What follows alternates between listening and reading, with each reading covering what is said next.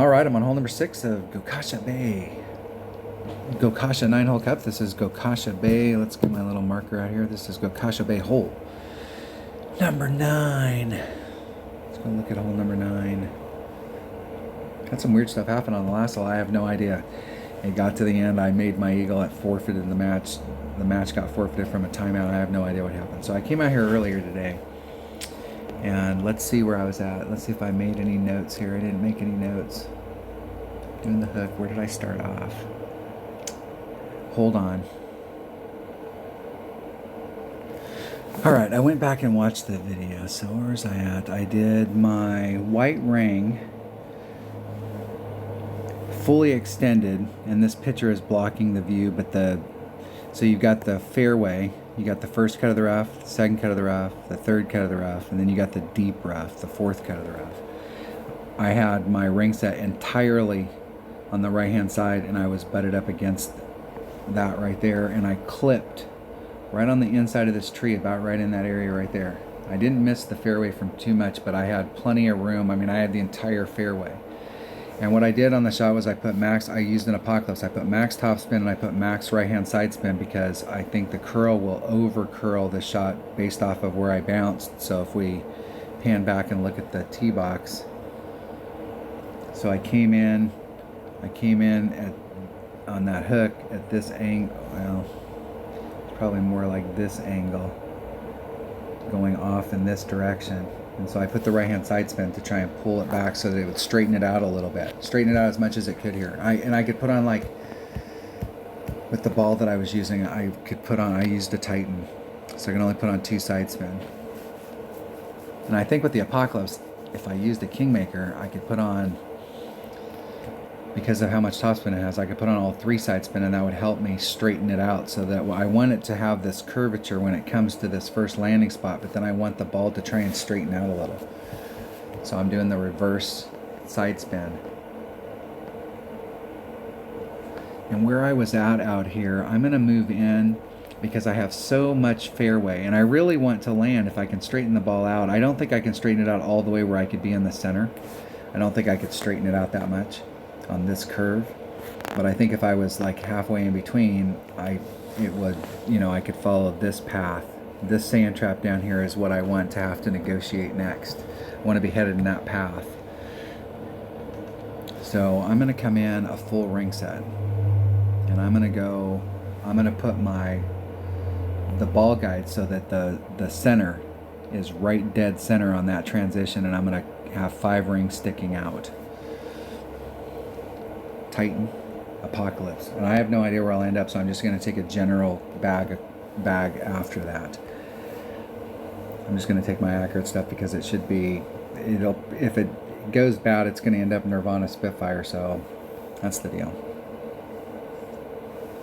Take that bag right there with a Titan, the king of balls. Actually, I should switch that. I'm gonna switch that up to a Kingmaker.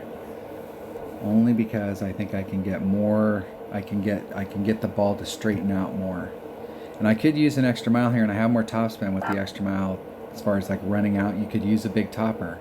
You could set the shot up with a big topper, and you'd have more running out speed, but I want to see what kind of trajectory we can get down there. I'm trying out the APOC. I'm trying to incorporate it in some shots, because I didn't have an APOC for a long time.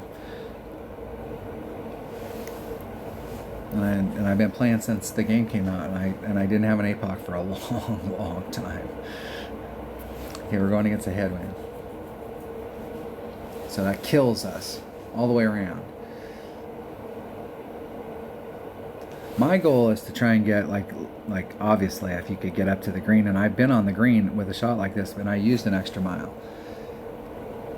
But if you're out there in front, even if you're in short iron range, that's a win. That right there is not recoverable. I don't care what clubs you have in your bag.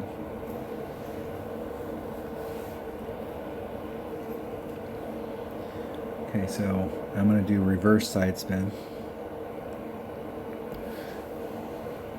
And before I was out here, so now I'm going to go where my ball guide follows this this rough area right here, right where my center line is. I'm going to take the wind out. It's about 2 rings.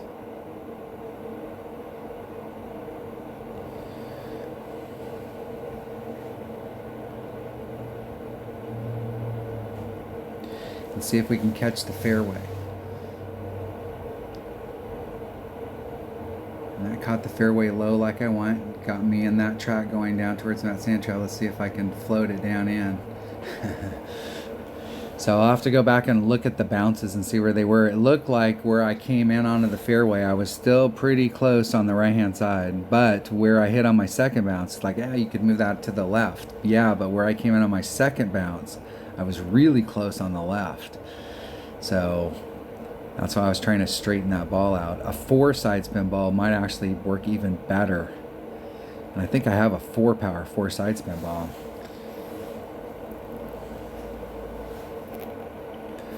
Now this shot right here, from where I'm at, it definitely looks like it's downhill to the cup, right? And we're pretty level.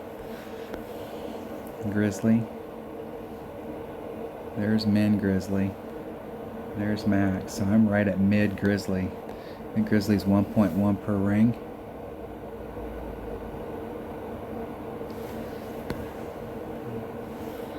$1.1 per ring.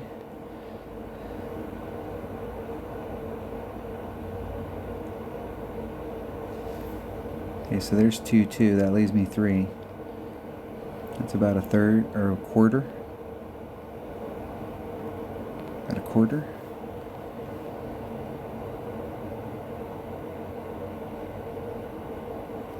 Hitting it perfect. See if we can get that in the cup. Get in the hole.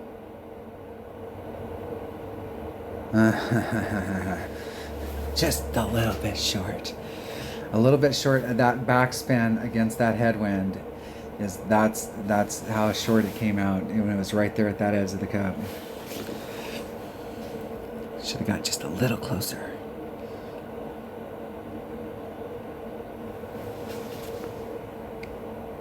Close to Albie. That was the Albie shot right there. Right? Is this a par 4? This is all around here. Yeah, this is a par 5. That was an Albie shot right there.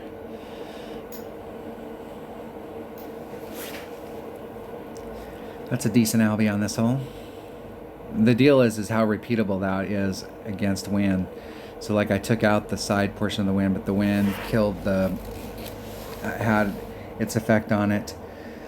And so depending on what kind of wind we get in the final round, I'll set it up the same way and just make a wind adjustment and see where we can get.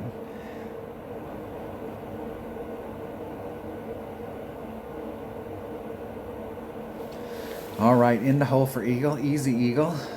This hole is an easy eagle anyways, and you have an Albie shot if you just hit it out there in the front and just try and follow the path down it as far as you can and don't do anything special.